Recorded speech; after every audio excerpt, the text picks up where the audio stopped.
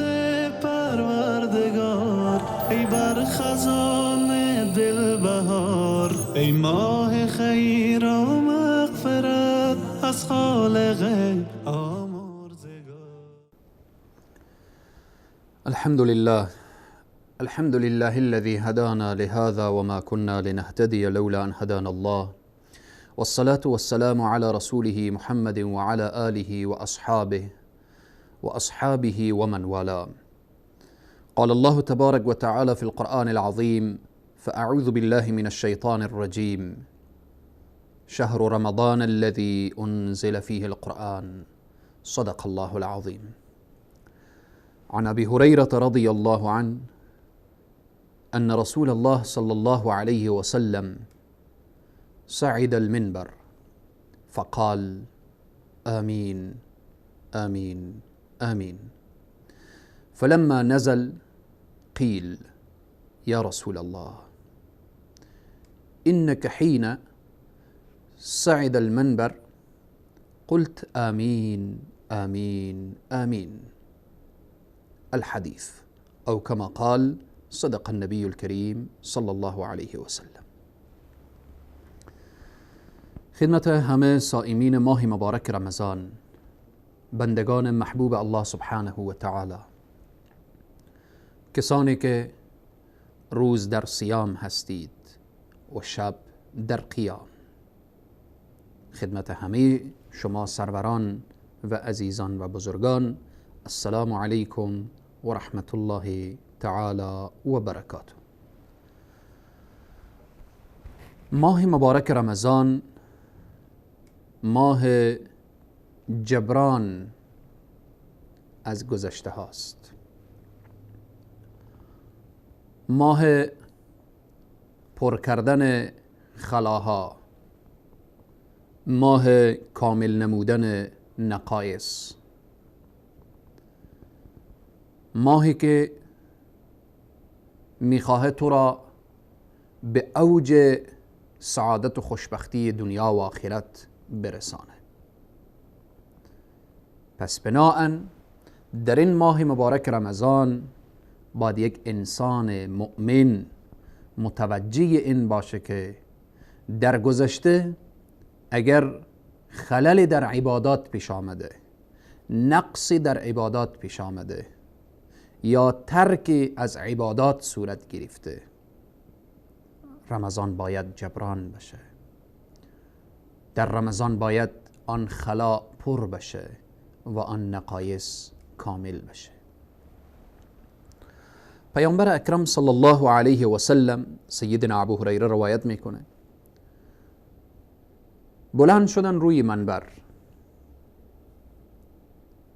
وقتی در منبر در زینه اول، دوم، سوم قرار گرفتن، وقتی که بالا می شدن طرف منبر و بالای منبر فرمودند: آمین آمین آمین. از رسول اکرم صلی الله علیه و سلم پرسان شد: یا رسول الله، شما وقتی منبر بالا شدید 3 مرتبه آمین گفتید، این آمین گفتن شما به خاطر چی بود؟ اصحاب رسول صلی الله علیه و سلم تشنه علم بودن، تشنه این بودن که موضوعی را بفهمن و بدانن و به اون موضوع عمل کنن تا خوشبخت دنیا و آخرت بشن. رسول اکرم صلی الله علیه و سلم فرمودن: وقتی که من بالای منبر بالا می شدم، جبرائیل علیه السلام آمد. جبرائیل آمد گفت: یا محمد صلی الله علیه و سلم، من دعا می کنم و شما آمین بگویید. جبرائیل دعا کرد و پیامبر اسلام صلی الله علیه و سلم آمین می گفتن. لحظه فکر بکن ای مسلمان، کی دعا میکنه و چی کسی آمین میگه. امروز ما اگر کسی برای ما دعای خیری داشته باشه چقدر خوشحال میشیم. اگر کسی برای ما دعای شر داشته باشه، دعای بد داشته باشه، چقدر ناراحت میشیم. اما باید بدانیم که دعایی که جبرائیل داشته باشه و آمین که رحمت للعالمین داشته باشه، یقین بدانید که این دعا رد شدنی نیست و پیشگاه الله سبحانه و تعالی این دعا اجابت میشه و قبول میشه. این دعا چی بود؟ خیلی مهمه. جبرائیل دعا کرد، جبرائیل امین دعا میکنه، محمد امین صلی الله علیه و سلم آمین میگه. جبرائیل علیه السلام گفت هلاک باد آن انسانی، جهنمی باد آن انسانی، یعنی جایش آتش جهنم باد، آن انسانی که ماه مبارک رمضان را در میابه، یعنی رمضان میایه و او وارد ماه مبارک رمضان میشه و رمضان تمام میشه، این شخص مورد عفو و پروردگار قرار نمیگیره، خاطری که همه فرصت ها برایش مهیاست، همه دروازه ها، همه اسباب فوز و فلاح و رستگاری برایش مهیا شده. اگر این شخص در ماه مبارک رمضان مورد رحمت پروردگار، مورد عفو پروردگار قرار نمیگیره، هلاک بود، هلاک شده، جز هلاک شدگان هست. رسول الله فرمودن آمین. و دعای دیگر جبرائیل دعا میکنه هلاک باد آن انسانی یا جهنمی باد آن انسانی که پدر و مادرش را در کهولت سن در میابه و خود را به وسیله خدمت پدر و مادر وارد جنت نمیگردانه. چون خدمت پدر را داشتی، خدمت مادر را داشتی، اینها وسیله از وسایل دخول جنت هستند. اینها وسایلی هستند که خدمت به والدین تو را میبره طرف جنت، طرف بهشت. اگر شخص پدر و مادر خود را در کهولت سن، در حال مریضی، در حال ضعف ببینه و خدمت نکنه و خود را به وسیله خدمت پدر و مادر وارد جنت نگردانه، در حقیقت این هلاک شده و ناکام شده. و جبرائیل گفت هلاک باد. رسول الله فرمودن آمین. سوم فرمود هلاک باد آن انسانی که، نابود باد آن انسانی که نام تو را ای محمد صلی الله علیه و سلم بشنوه و درود نفرسته. اللهم صل علی محمد و علی آل محمد کما صلیت علی ابراهیم و علی آل ابراهیم انک حمید مجید. رسول الله صلی الله علیه و سلم فرمودن آمین. پس بحث ما اینه که ماه مبارک رمضان بهترین فرصت برای جبران هست، نه این که شخص در ماه مبارک رمضان از فضائل رمضان استفاده میکنه، از نعمتهای رمضان استفاده میکنه، از برکات رمضان استفاده میکنه، بلکه باید گذشته را هم جبران بکنه. خیلی فرصت مهیاست. الله سبحانه و تعالی دروازه های جنت را باز گذاشته، فتحت ابواب الجنه و غلقت ابواب الجحیم، دروازه های جهنم مسدود هست. و سلسله الشیاطین، شیاطین به زنجیر کشیده شده. مسیر فوز و فلاح و رستگاری باز هست، راههای شر و بدی و جهنم همه بسته هست. دشمنی که تو را میکشانه به طرف گناه و معصیت هم به زنجیر کشیده شده. حالا دیگه چی دلیل داری که گذشته را جبران نکنید؟ دیروز قبل از رمضان بهانه تو این بود که خب شیطان نمیمانه، بهانه تو این بود خب مسیر جهنم، دروازه های جهنم بازه دیگه، هر کس باید بره طرف جهنم. اما امروز هیچ دلیلی ندارید.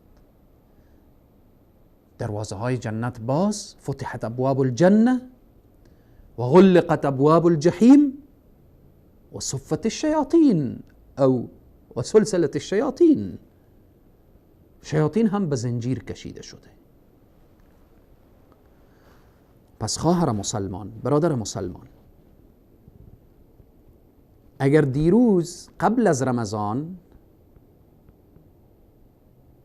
عبادت آنچنانی نداشتی، ولی الان فصل عبادت هست، موسوم عبادت هست، ماه نزول قرآن هست، باید از این فرصت استفاده بشه. دیروز نماز درست نخواندی، امروز بخوان. قبل از رمضان تلاوت درست نداشتی، امروز تلاوت. فرصت های خوبی. هر مسجدی در ماه مبارک رمضان در هر محل و منطقه حتما درسی از دروس اسلامی هست. در هر مسجدی در شبهای رمضان تراویح هست. خیلی از رسانه هایی که حتی قبل از رمضان هیچ مسائل اسلامی را مطرح نمی کردن، در رمضان باز هم مسائل اسلامی دارن. فرصت برای توست.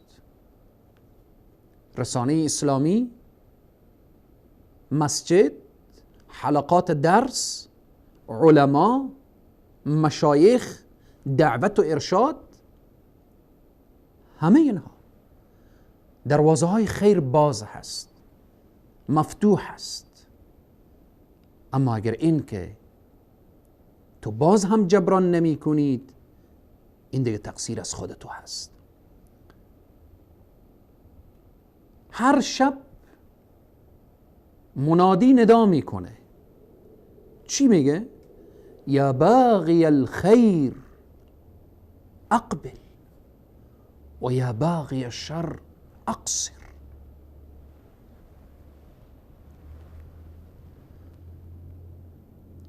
این ندا برای تو کسی هست که میخواهید گذشته را جبران کنید، میخواهید به سوی الله رجوع کنید، میخواهید دروازه الله سبحانه و تعالی را در بزنید. الله همه فرصت ها را فراهم کرده. از جمله فرصت ها که برای تو مهیا شده روزه هست. از جمله فرصت ها قیام اللیل هست. از جمله فرصت ها دعای افطار هست، وقت افطار. از جمله فرصت ها وقت سحر هست. از جمله فرصت ها نماز تراویح و قیام اللیل و اینهاست. پس رمضان ماه جبران هست. رسول اکرم صلی الله علیه و سلم می فرمایند نفل رمضان معادل به فرض غیر رمضان، فرض رمضان معادل به 70 فرض. ببین معامله با الله سبحانه و تعالی. الله سبحانه و تعالی شب گذاشته که بهتر از 1000 ماه. اگر این شب را دریافتی، اگر این شب را درک کردی، میدانی که گذشته جبران میشه؟ میدانی اون غفلت هایی که صورت گرفته جبران میشه؟ اگر تعاملی که عبادتی که در غیر ماه رمضان داشتی، همون تعامل، همون تساهل، همون غفلت، همون بالاخره بی‌توجهی در ماه مبارک رمضان هم داشتی، نمیتوانید جبران گذشته را داشته باشید.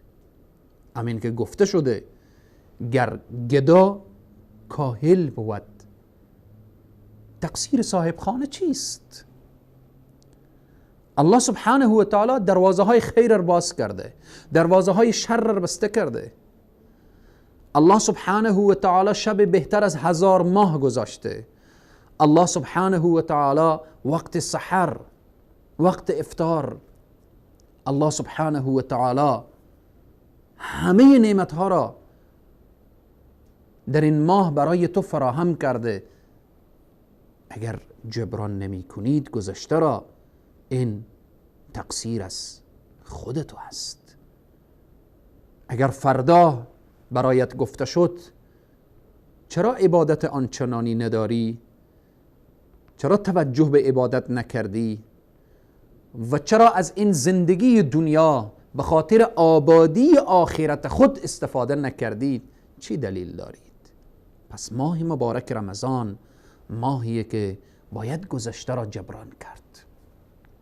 شیخ الاسلام خواجه عبدالله انصاری در قسمت سحر تعبیر بسیار جالبی دارن. میفرمایند که الله سبحانه و تعالی وقت سحر قرار داده و رسول اکرم صلی الله علیه و سلم صادق المصدوق که میفرمایند در سحر برکت هست، شما سحری کنید. تعبیر عارفانه خواجه انصار اینه که آن نانی که در وقت سحر تهیه میشه و دسترخوانی که پهن میشه، میدانید وقتی صیاد بخواهد مطلوب خود را صید بکنه در دام چیزی میگذارد. سفره سحر دام رحمت پروردگار عالم است. میخواهد پروردگار عالم تو را به رحمت خود صید کنه، شکار کنه. به تعبیر یکی از شعرا که میگه وحشی دشت معاصی را 2 روزی سر دهید. برو هر کجا میخواهی برو، هر جا رفتی، هر طرف گشتی، هر دروازه را زدی، هر طرفی که دلتو خواست رفتی. وحشی دشت معاصی را 2 روزی سر دهید. تا کجا خواهد رمید؟ تا کجا میری؟ آخر شکار رحمت است. در رمضان شکار رحمت پروردگار میشی. رمضان فاسق را عابد میسازه. رمضان فاجر را زاهد میسازه. رمضان بی تقوا را متقی میسازه. رمضان جهنمی را بهشتی میسازه. پس رمضان ماه جبران هست.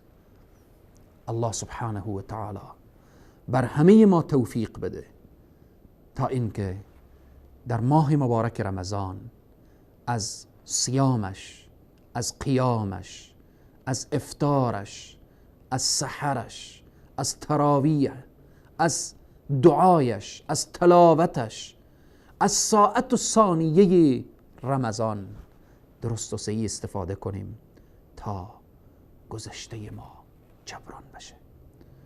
بار الها پروردگارا بر ما توفیق بده تا اینکه در این رمضان چنان عبادت تو را انجام بدیم که تو راضی بشی. یکی از راههای جبران چیست؟ توبه هست که انشاءالله به برنامه بعد بیان خواهد شد. تا برنامه بعد همه شما عزیزان و بزرگواران را خداوند کریم و رحیم می سپارم. والسلام علیکم و رحمت الله تعالی و برکاته. رمضان يا رمضان، رمضان يا رمضان، رمضان يا رمضان، رمضان يا رمضان. ای رحمت پروردگار، ای بر خزان دل بهار، ای ماه خیر و مغفرت، از خالق آمرزگار. رمضان یا رمضان، رمضان یا رمضان، رمضان یا رمضان، رمضان یا